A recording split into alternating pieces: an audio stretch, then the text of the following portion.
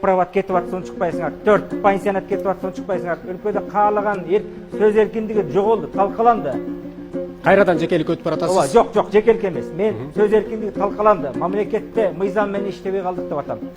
Суроонун айланасында. Сизге эскертип коеюнбу? Энергетика, билим берүү, мыйзамдар жана шайлоо. Аны жогорку кеңеш аткарбайт, аткаруу бийлиги кылат. Кандай жогорку кеңеш мыйзам десе, көзөмөлдөйт. Биздин суроолорду айтып атам. Энергетика, билим берүү, мыйзамдар жана шайлоонун айланасында суроолор берилди сизге. Мындайда, мына билим берүү тармагында министр отурду, дагы айттым жана 6 ай отурду, бүгүн кетти, бүгүн 5 министр алмашты.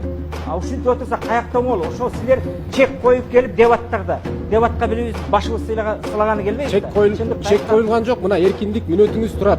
Ооба, мен ошону суроо берилди, ошол убакытты пайдаланыңыз.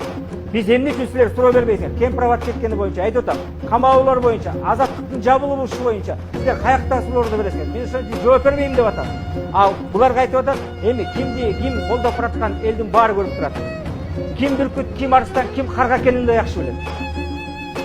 Аны убакыт көрсөт. Баягы эптеп кээ бирөө бизнесин коргош үчүн баратат. Биз болсо чыныгы эл үчүн, мамлекет үчүн баратабыз. Азыр мамлекетте көкбөр ойногон, футбол ойногон, бойбас правил кылган модага айланып калды. Биз ушу менен өнүгөбүз. Дүйнөдө бир дагы мамлекет футбол менен, бойбас правил менен көкбөр өнүкпөйт.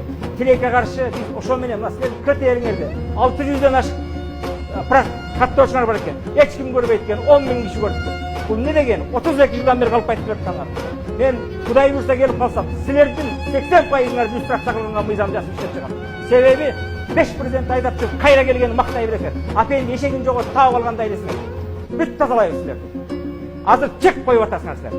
Сыртыңар жалтырак ичиңер калып турат деп ошону айтып атам. Могу кагазды карап алып окуп алып айтып атам. Чингиз Капарович, никто вас не ограничивает. Силердин укугуңар жок бизге чек коюуга. Себеби бул Ваше время вышло.